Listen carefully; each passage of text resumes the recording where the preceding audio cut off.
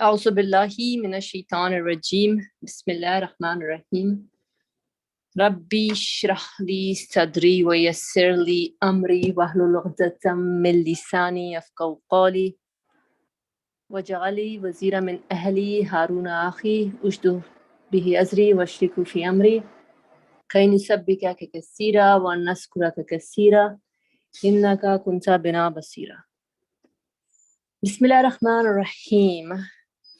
اللهم اهدنا فيمن هديت وعافنا فيمن عافيت وتولنا فيمن توليت وبارك لنا فيما آتيت وقنا واصرف عنا شر ما قضيت فإنك تقضي ولا يقضى عليك إنه لا يذل من وليت ولا يعز من عاديت تباركت ربنا وتعاليت لك الشكر على ما آتيت نستغفرك على من جميع الذنوب والخطايا ونتوب إليك.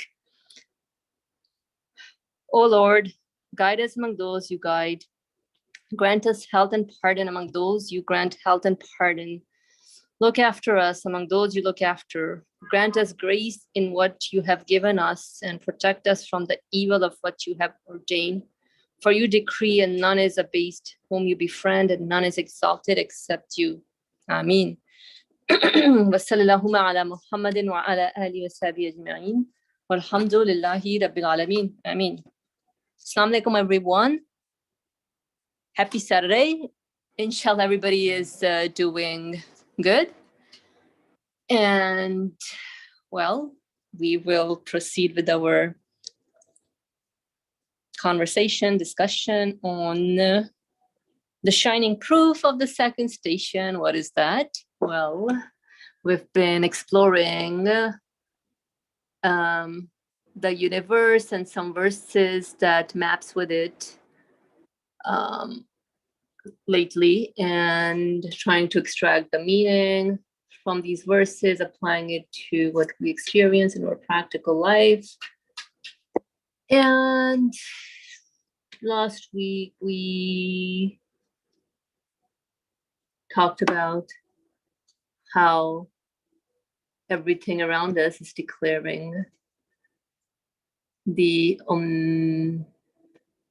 gloriousness, majesty of the source of existence of this universe. And I know a lot of other pointers were made, but that's as much as I recall. But if anyone wants to make any sharings from their end, you always feel free to do that.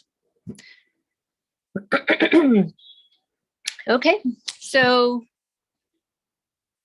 let's begin then. So we have to pick up from here.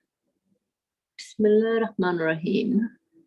In the name of God, the merciful, the compassionate. So we are on page 609 of the 15th ray. Say, praise be to God who begets no son and has no partner in his dominion. Praise be to God who begets no son and has no partner in his dominion, nor needs he any to protect him from humiliation. Yes, magnify him for his greatness and glory. That is a Quranic section from section number 17, verse 111. Nor needs he any to protect him from humiliation. Gee, I wonder what that means. Yes, magnify him for his greatness and glory. Okay. That will be interesting to unpack the highlighted piece of this verse. Nor needs he any to protect him from humiliation. Like, what are we talking about with the humiliation part? Okay, so let's see. Let's a little bit proceed and check in to see how the author is presenting the case, and we can always come back. Oh, look at that. These are just some verses. So let's read up. God is greater than everything in respect of power and knowledge, for he is knowing of all things with all encompassing knowledge necessary to his essence. That is, and God's is the highest similitude, like all encompassing. Light is necessary to the sun. And God's is the highest similitude, like all encompassing light is necessary to the sun. Little footnote. Nothing can be hidden from his knowledge because of the mystery of its presence and witnessing and all encompassing luminosity. Nothing can be hidden from his knowledge because of the mystery of its presence and witnessing and all encompassing luminosity. Existence necessitates universality, and the light of knowledge encompasses all the world of existence. Yes, the balanced order and regular balances and general purposeful wisdom and all embracing particular favors and the well-ordered decrees and fruitful determining and specified appointed hours of death and the regular sustenance and the wise skills and the adorned solicitude and the utterly perfect order, harmony, arrangement, proficiency, and balance, and absolute distinction with absolute ease, all point to the all-encompassing knowledge of the one, all-knowing of the unseen. It's interesting. Experiences are mentioned that we observe around us. So who do we attribute it to, right? We see balance, we see perfection, we see regular sustenance, definitely wisdom in creation, and well-ordered arrangements. So what does all that point to? And it must point to the all-knowing of the unseen. All right, let's see the next verse here. Should he not know, he that created, should he not know, he that created? And he is the one who understands the finest mysteries and is well acquainted with them. This is very interesting. He's the one who understands the finest mysteries and is well acquainted with them. Yeah, sometimes we're like, something speaking for myself in my experiences, sometimes trying to figure out little things, little details in our lives. And wow, someone knows about all this. It's well ordered, arranged. How cool is that? And this little verse is from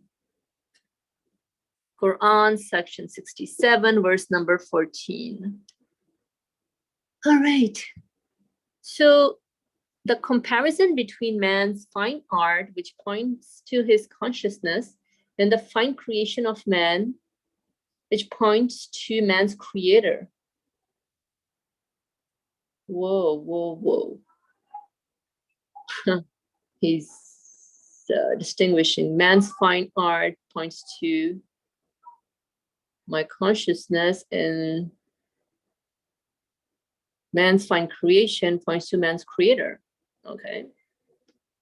There must be a link between my consciousness and my creator. So this is a comparison between the tiny glimmer of a firefly. Oh yeah, they're amazing to enjoy, fireflies, especially during, I mean, I've seen them during summertime. It's nice and relaxing. But yeah, so let's see. It's the comparison between the tiny glimmer of a firefly on a dark night. Yeah, it looks very bright, and the splendor of the sun at full moon. Yeah. Yeah, but still, when it's super dark, you're like, oh, look at that. Something is shining. Yeah. Oh, okay, I see what you mean. Just the contrast between tiny moon. Oh, yeah, and the splendor of the sun at full moon. That's just prominent. You're like, you can't miss it. But even the firefly light, you don't miss it. But there's a comparison being made how something is prominent versus the little tiny firefly. So, offering a concise translation of the above, we shall make brief indications to divine knowledge, this most important truth of belief, and refer detailed discussion of it to the Risale. Footnote: the remaining part of this treatise was written while I was suffering from a terrible illness, a result of being poisoned, such as I had never previously experienced in my life. Oh, my faults should therefore be looked on tolerantly. Oh, he's so cute. Husrev may modify, change, and correct any parts he considers inappropriate. Mashallah, he's so cute. Like the way he writes, he's so genuine. Gee, I wonder how many, at least, yeah, I guess we can all answer that question. How much am I honest with my dealings here? But that's interesting. Okay, so yes, just as mercy shows itself as clearly as the sun through the wonders of sustenance and proves decisively a most merciful and compassionate one behind the veil of the unseen, so too through the wisdom, purposes, and fruits of order and balance in things, knowledge, which is mentioned in hundreds of Quranic verses, and in one respect is the chief of the sacred 7 attributes.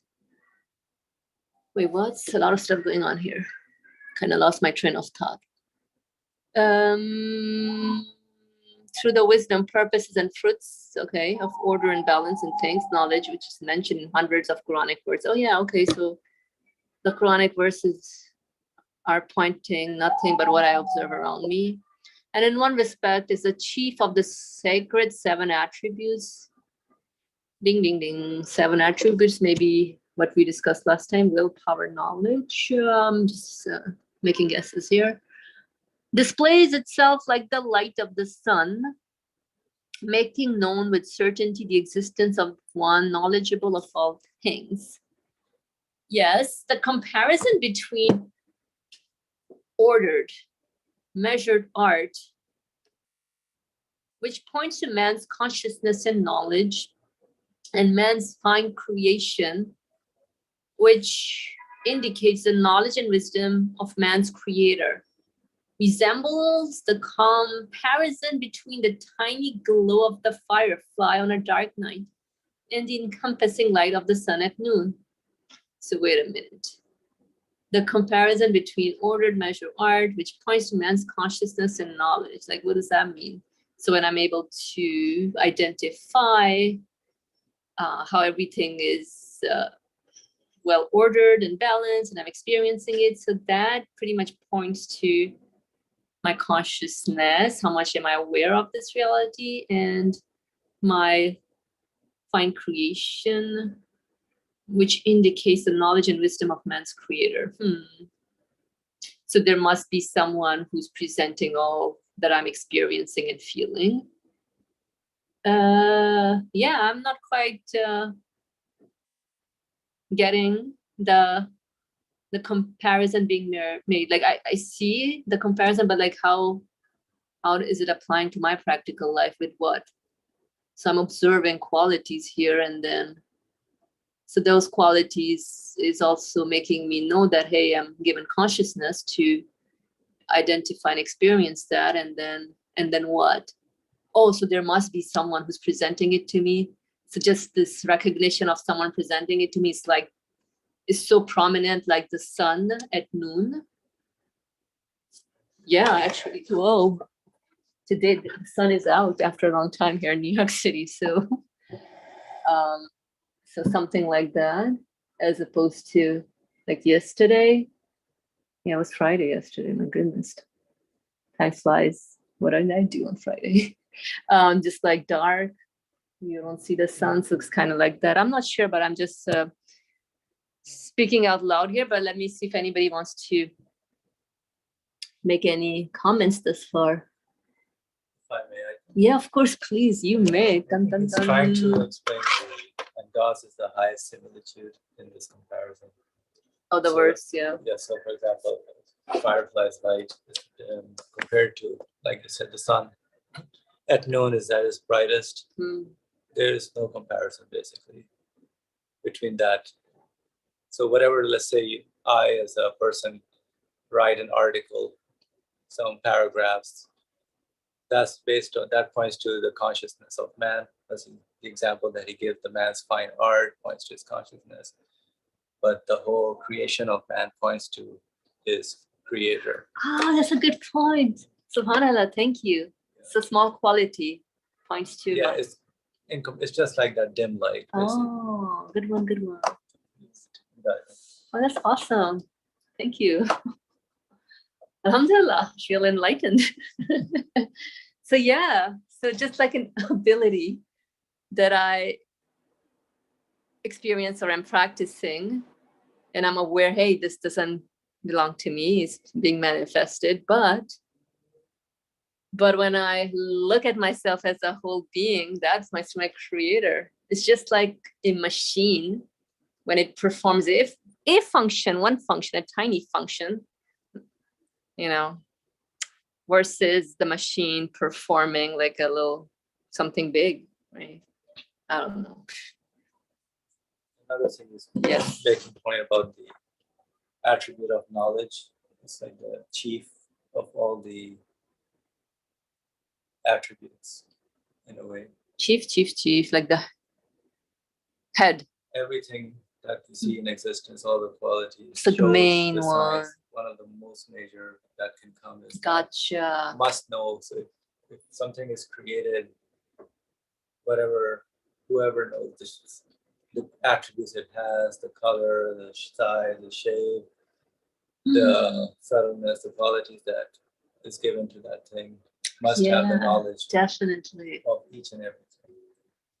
Uh-huh. So I was wondering also in the previous stage about the existence necessitates universality. Where is it again?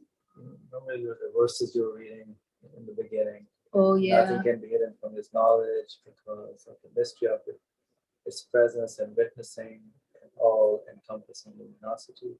It says existence necessitates universality, and the light of knowledge encompasses all the world of existence. Oh yeah, I see it. Yeah, so you're wondering about. I was just wondering how does universality fit within why does existence necessitate universality? That's a good point. Oh yeah, you know what? It occurred to me too when I was going across it. So, well, does anybody wanna chime in here? So, this whole existence necessitates universality. I think pointing to just, again, going back to what you were saying, a little quality that one observes points to, the whole human being. So same thing, if I experience existence of something, then it means it points to the existence of everything else. So for example, for one grain of rice to come into existence, the whole universe must come into existence, right? So in this regard, existence necessitates universality. But again, it's just my little thoughts. Oh, really? That helps? Did I help? Oh my God, I'm so happy to hear that. Alhamdulillah. Okay. Any other comments from anybody?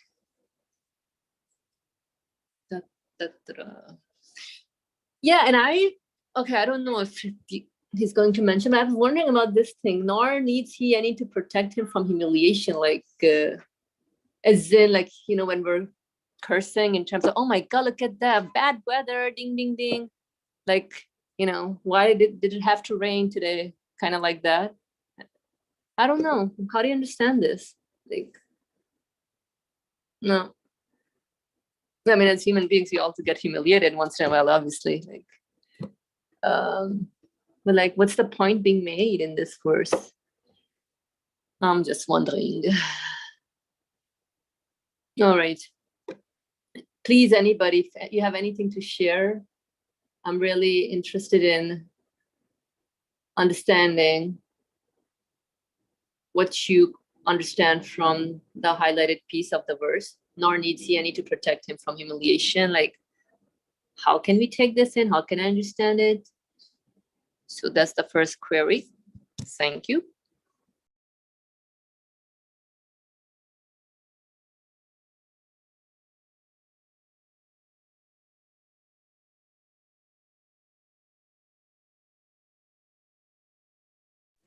So Adam, you're saying no one can add to what he does. Can you please expand a little bit more on this? Thank you. Assalamu alaikum. Nor does he need anyone to protect him from humiliation. So in the context of what we were reading is this issue of the at-tahiyatu, right? If I'm not mistaken.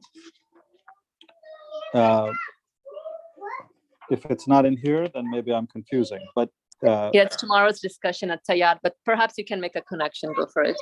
Okay. I was making a connection, but I think the point still, even if it's a different section, no one can add. When I said no one can add to what he does, in the same way, no one can. When it says nor needs he any to protect him from humiliation. Of course, no one can help protect him. His power from the beginning of this verse say, praise be to God, he begets no son and has no power in his dominion, nor needs he any to protect him from humiliation. It is clearly indicating that no one is able to have any kind of power or control or different significance in doing any of the things going on here in this world. So if someone thinks they can be having some kind of power of their own, that's being, of course, negated.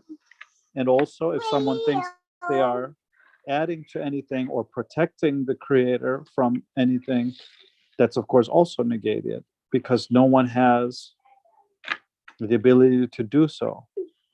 Nor, of course, would he need that, because he is the source of the things.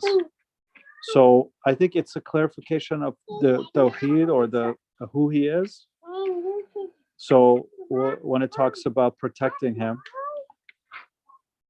it again has to do with adding to anything that in this world. He is sole or singular in his doing the things here. And no one can add, no one can subtract, is what I understand. Thank you. So you're saying this is an elaboration of understanding like divine oneness and absoluteness. Okay, thank you. All right. Any comments? Ali Marmur, go ahead, please. I am also trying to understand exactly what we have been doing and where are we going from here onwards. I think this text that we are reading today is related to God's greatness, God's greatness. So incomparability of God's power, knowledge, etc., but specifically mentioned here, knowledge of God as knowing everything, as pointed out earlier by Asim, I think. So the existence necessitates universality. It was an interesting point, actually. It attracted my attention after hearing Asim. And the light of knowledge encompasses all the world of existence. Now, what we have been doing first of all, going into today's subject, I think this is the extension of the journey of the person or any human being, you, me, maybe the author himself, going through in this life of realizing what the reality of this world and therefore the reality of human being is.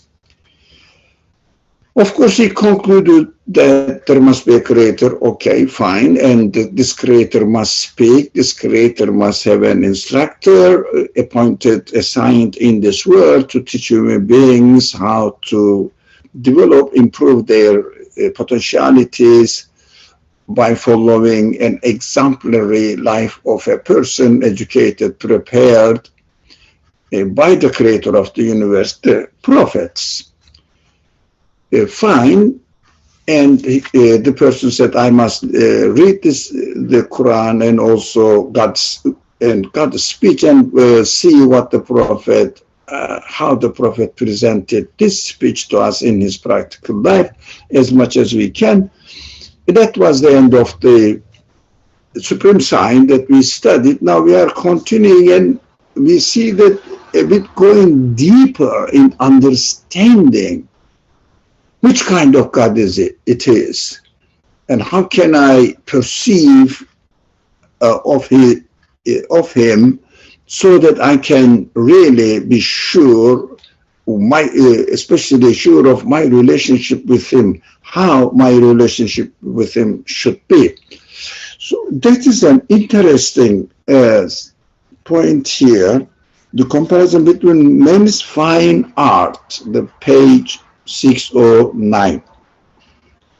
Are we there? 609, we are here. Yeah. The comparison between men's, yeah, you are almost there. No, they got it, yeah. Look, men trying to understand greatness of God, especially in power and knowledge. Now, I mean, this section is concentrating on how great the power and knowledge of God is or are. So comparison between men's fine art. Now there are 2 points here that attracted my attention and I wanted to share it with you, which points to his consciousness, human consciousness, that what my art, I'm not an artist, but let's say there are some artists among us, maybe everyone else than me.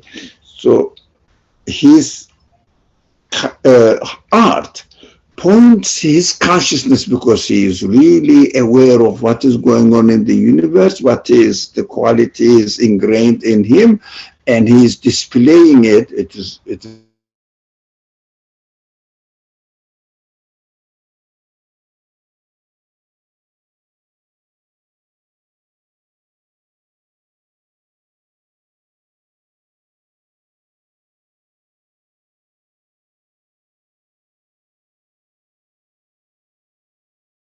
consciousness requires this.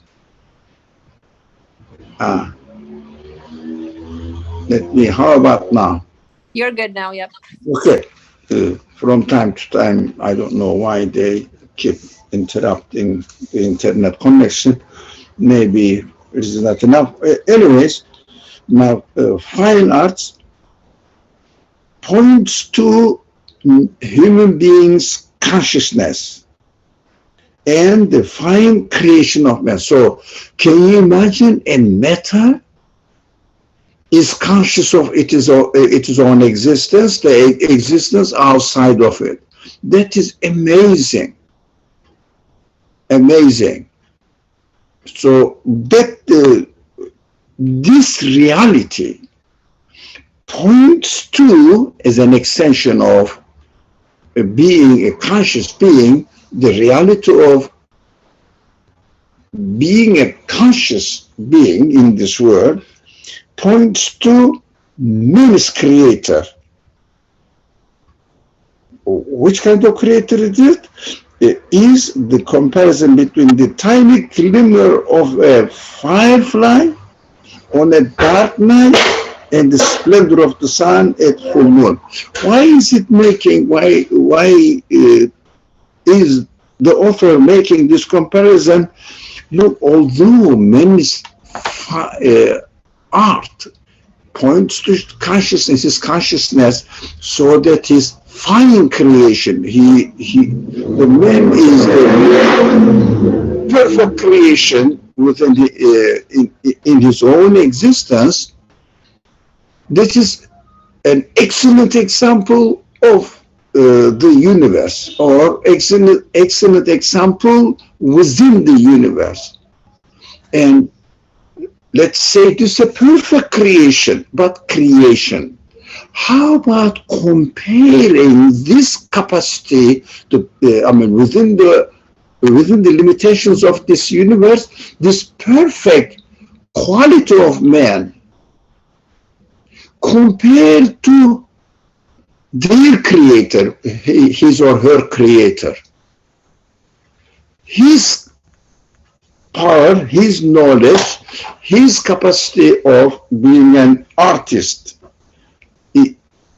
When you look at the universe and the art manifested in the universe, including the human beings, what we conclude from there, if my art demonstrates the perfection of my existence, my creation, as it is so beautiful or perfect within the limitations of the universe, when I start comparing it with the art, not with God, it is impossible, it's absolute being, but when I start comparing the art manifested in the existence of the universe, it turns out to be nothing. It cannot be comparable. The art of the universe is huge across the universe. Uncountable number of different arts are manifested. Plus, continuously the art is changing, but being an artful artifact of this universe never changes. Or the comparison says, use your ability, see how perfect you are created, and the one who created you within your perfection, how wonderful his art is by comparing yours with the one which is manifested in the universe. You can imagine now and conclude, God, the creator of the universe, must be beyond the measurement of comparison. So perfect, unimaginably perfect. Conclude, Allahu Akbar. That is why, yes, magnify him. The first verse that we read today, magnify him for his greatness and glory. It means while looking at myself and seeing that I'm a conscious being, so perfect creation, every human being, especially the students of the Quran, are proud that human beings are the best creation. Okay, take the best creation, compare this best creation's capacity with the capacity of the creator of the whole universe. You come up saying that I am nothing next to or as compared to my creator's capacity. I have to declare Allahu Akbar.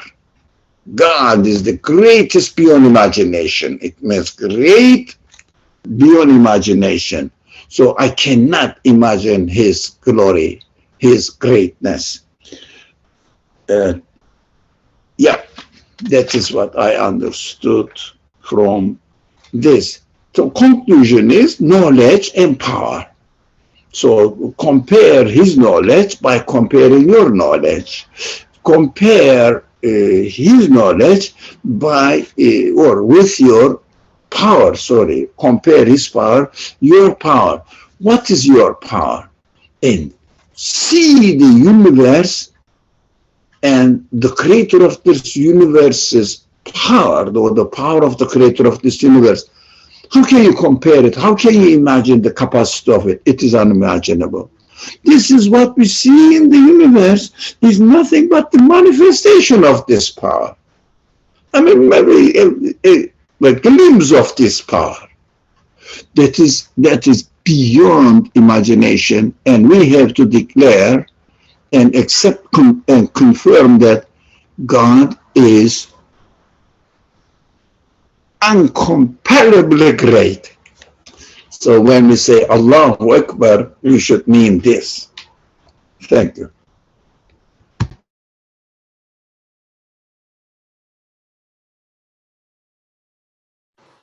Alhamdulillah, that was beautifully said.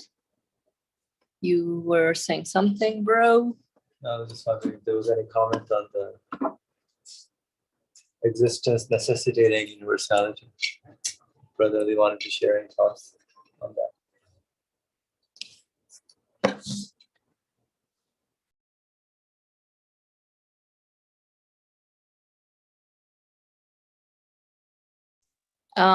Anyone can chime in. I mean, the question, it attracted my attention. Existence necessitates universality. Oh, I mean, it is a difficult subject. But what I understood when you pointed out this is a phrase here, I said, if a thing exists, it's an apparent, evident evidence. It's an evident evidence, obvious evidence that it is existing within the context of the universe. It reminded me a phrase which is used in one of the books of the same author. It says, yes, it is important to pay attention where an atom, sorry, not where, I'm sorry. It is important to pay attention to the existence of an atom. It is very important. How come it exists? How come that it exists? So where does it come from? The people think about it deeply, go back, then everything came out of one atom. How reasonable it is beyond our dispute here, discussion here. But how come that atom exists? And then how come other atoms exist out of that atom? I mean, can you explain that one atom can be the source of existence of another atom? But do they have any qualities? It is very, very frequently repeated argument I keep repeating this in these harming discussions. Well, does it have any quality to give existence? Of course, the existence of one atom is excellent.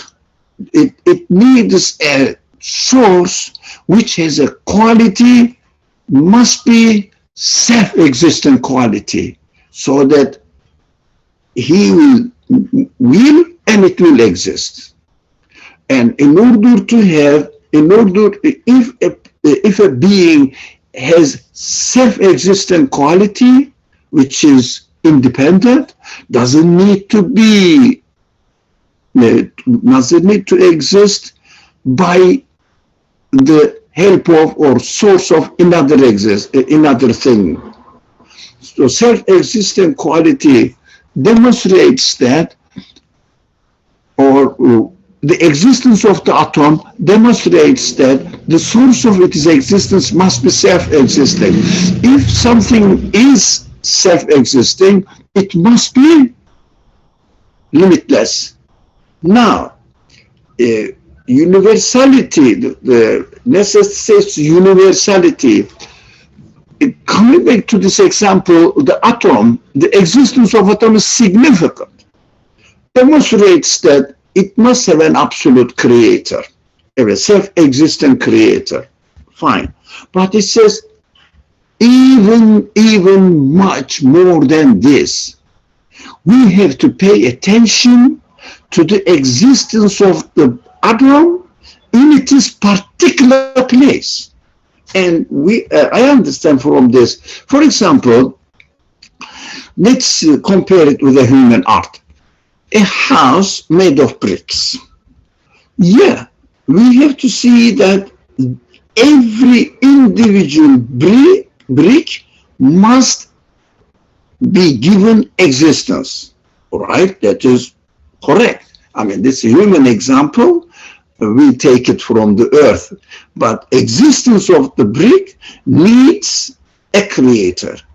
But even more so, the place of the existence, the place of the atom in the whole structure of the building is even more interesting. Why?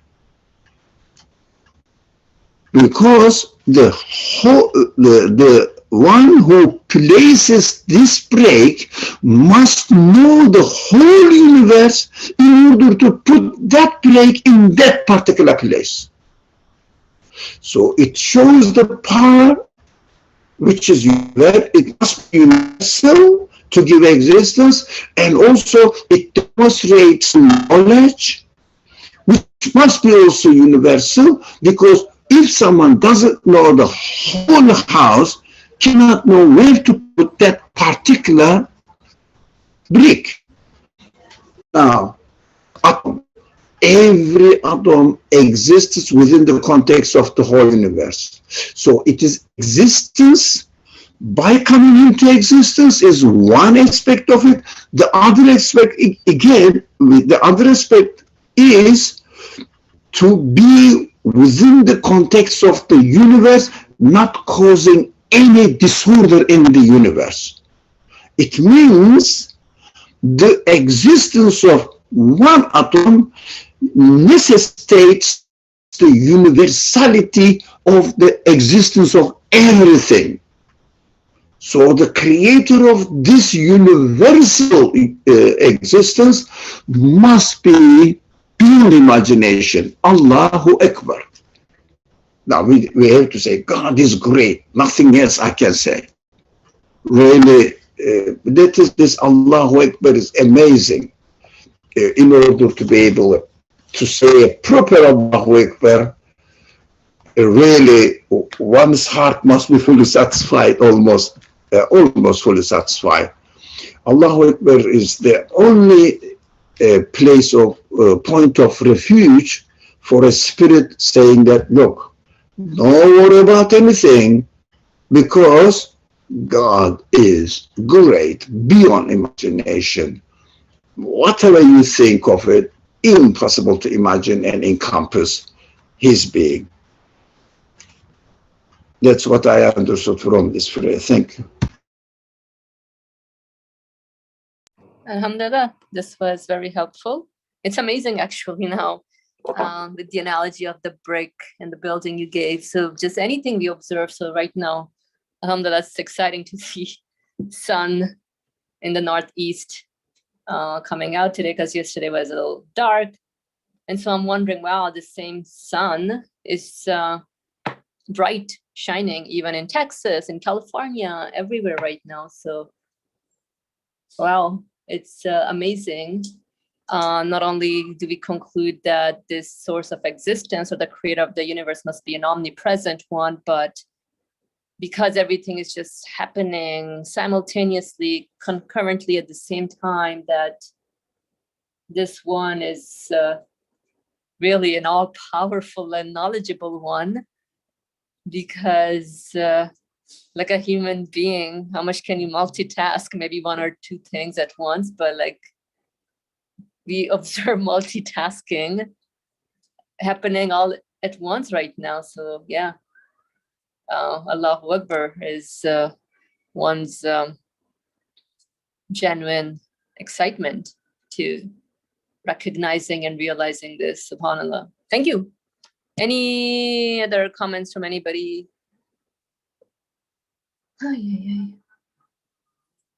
So let me see. Yep.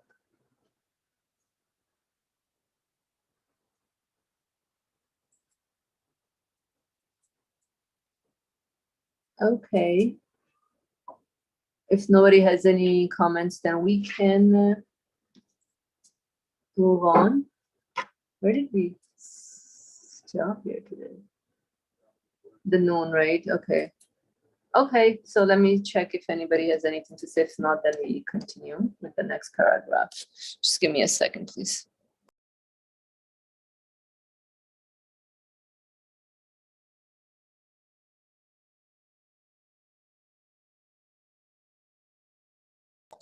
Now, before explaining the evidences of divine knowledge, we shall mention briefly the sacred conversation which took place during the Prophet's ascension. Topic of ascension.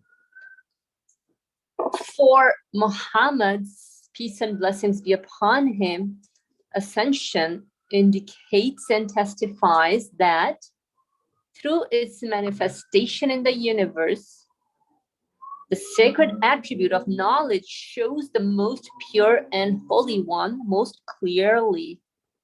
Oh, that would be an ideal thing to do. Really. Being able to see this most pure and holy one clearly. Oh, well. When on that night he received the divine address in God's presence, since he had been sent as an envoy on behalf of all living beings and every sort of creature, instead of giving the greeting as-salam or al-salam of conscious beings, he said, salutations, blessings, benedictions, and supplications and good words are all God's.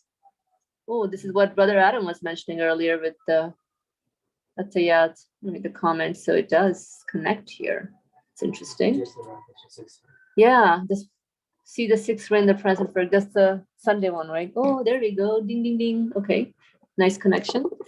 And so let's see. When on that night he received the divine address in God's presence, since he had been sent as an envoy on behalf of all living beings and every sort of creature, instead of giving the greeting as salam of conscious being, he said, salutations, blessings, benedictions, and supplications, and good words are all God's.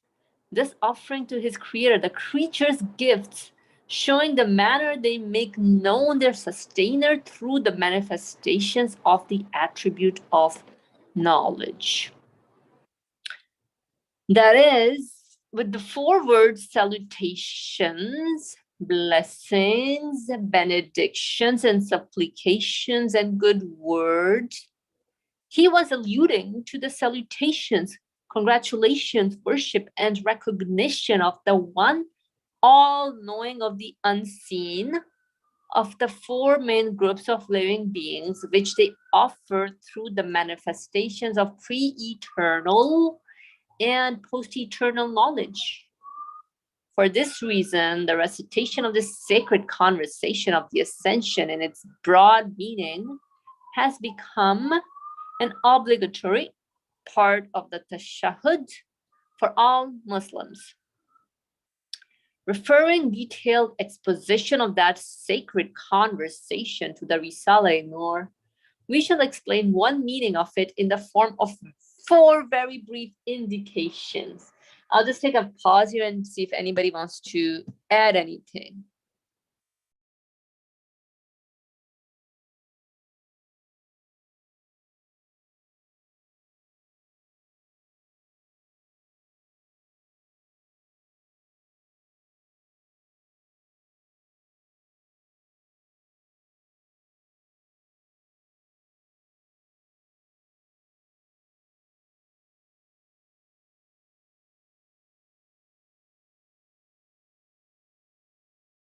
Go ahead.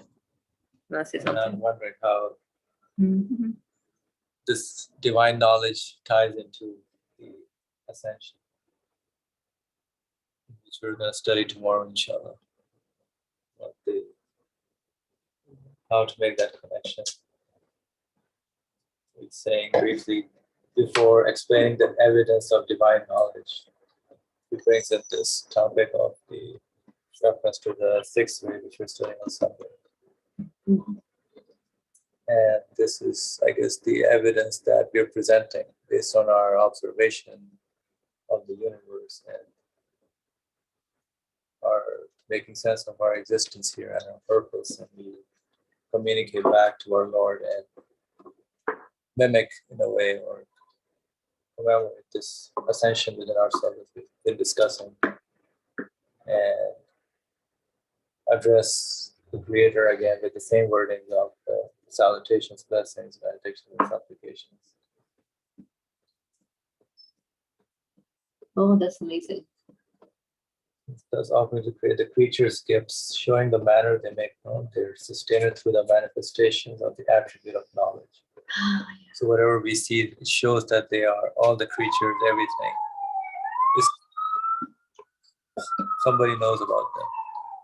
They cannot exist by their own, but they show signs that a knowledgeable one is bringing them into this. So, I guess, yeah, maybe they'll touch upon the first point. Alrighty. Does anyone want to add any more comments to this? Ali Murmur, go ahead, please. First, before I would like to make one point here, just to draw your attention to. That's it. But can you just summarize what your brother was saying? I couldn't follow it for my handicap, hearing handicap. Yeah. Fariha, can you summarize what he said? Oh, okay. His main point. Oh, Asim's main point was how divine knowledge leads us towards ascension. So when I'm able to recognize things in creation pointing to its creator, then the creatures show me their signs of that they're coming by knowledge. They don't exist just by themselves, by their own. Creatures are, as we look at existence of anything, shows the signs of knowledge in the way they are made.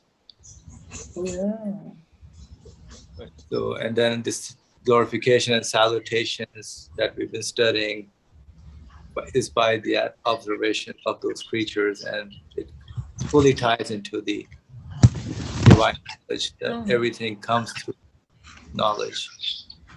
So that's how I was saying that that connection is being made in our whenever we sit down and acknowledge and do the tashahhud about the divine, that I acknowledge, I agree, I see, I witness that you are Ashhadu an la ilaha illallah, that all things point to your qualities, your attributes. Oh, alhamdulillah. This is a very beautiful point, actually. So you're saying just by observing anything, it just points to some sort of divine knowledge. And when I'm acknowledging this, then it becomes like an ascension where I'm in recognition, or just having a dialogue or communication with the source of my existence, to the extent that I'm aware of this divine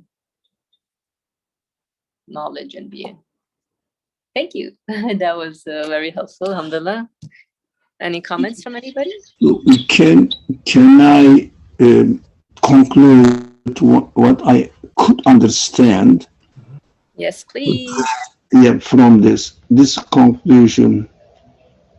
If I am sure that he knows me, the one who created me knows me, then I can feel comfortable or ready to communicate with him, or get into converse with him, have a conversation with him, because he knows me.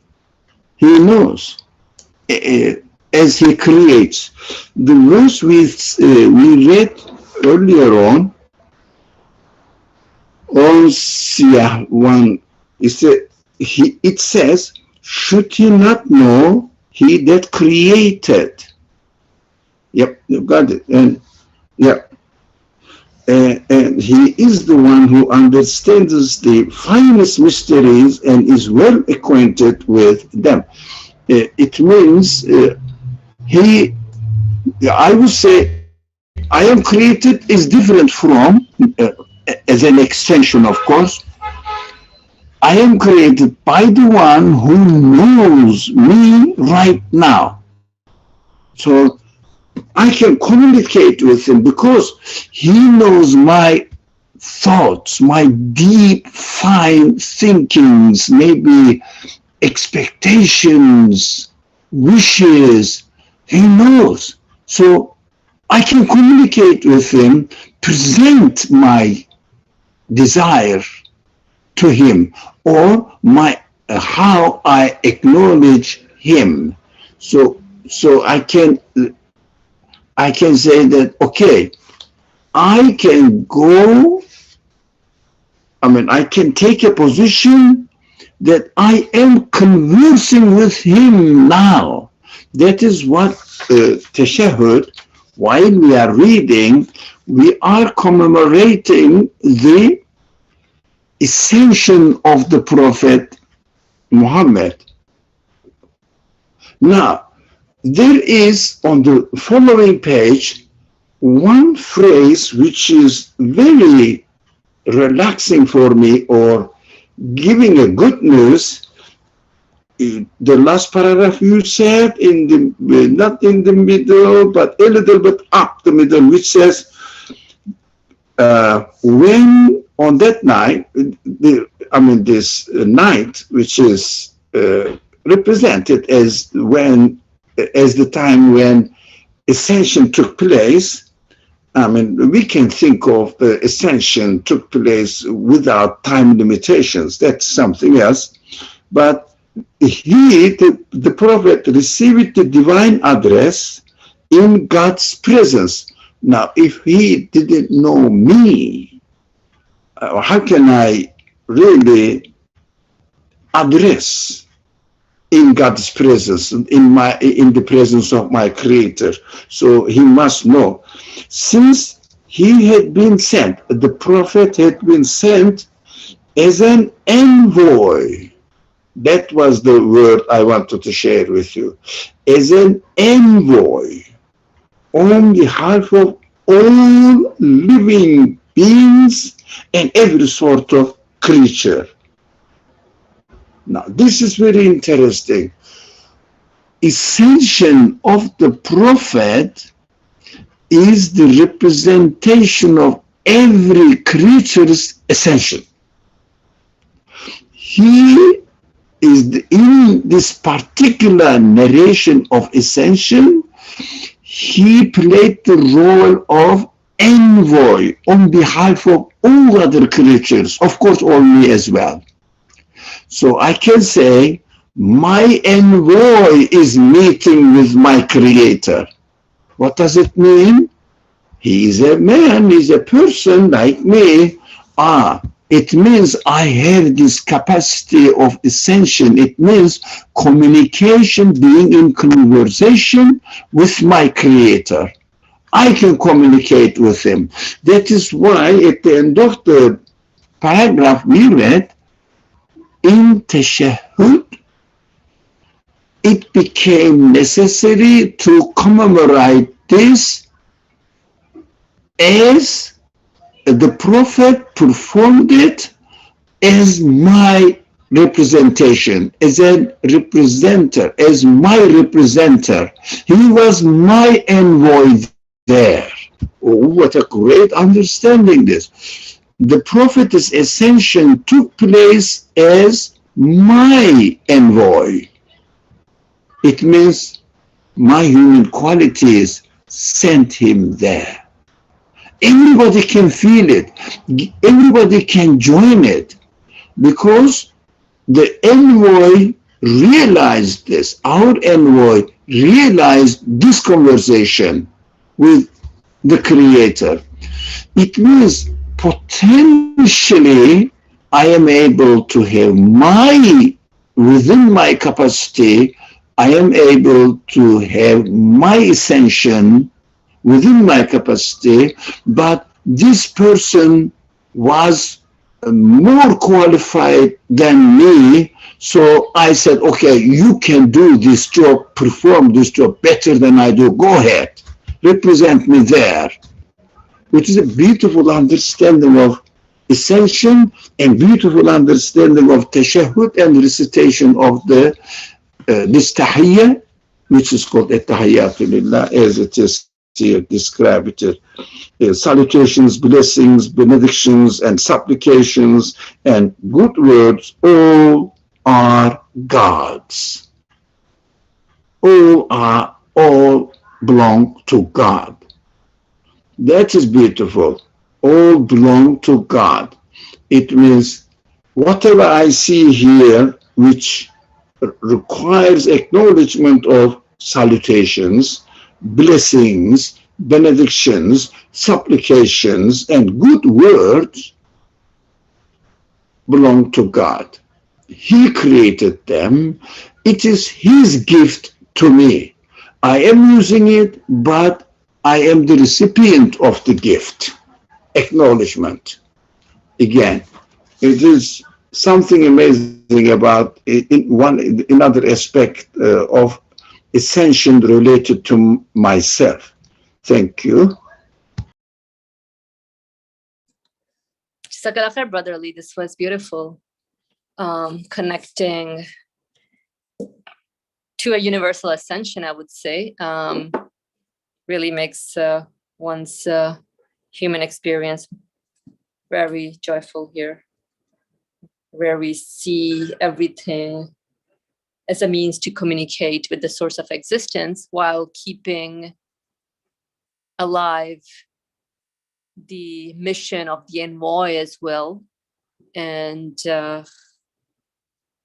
everything is connected as far as our needs and human expectations are concerned. So thank you so much. Alhamdulillah. Does anyone want to say something before we part off? Okay, then. Inshallah, next Saturday, we will continue on with the first is salutations to God, At-Tahiyyatu Lillah. So let's stop here for today. Thank you all for joining us in on this beautiful Saturday in the East Coast, at least. And thank you for your comments. And Bismillah ar-Rahman ar-Rahim. Subhanaka la ilma lana illa ma 'allamtana innaka antal alimul hakim. Glory be unto you. We have no knowledge save except that which you've taught us. Indeed, you are all knowledgeable, all wise. Wa akhiru da'wahum alhamdulillahi rabbil alamin. Bi hurmati sirra surat al-Fatiha. Ameen.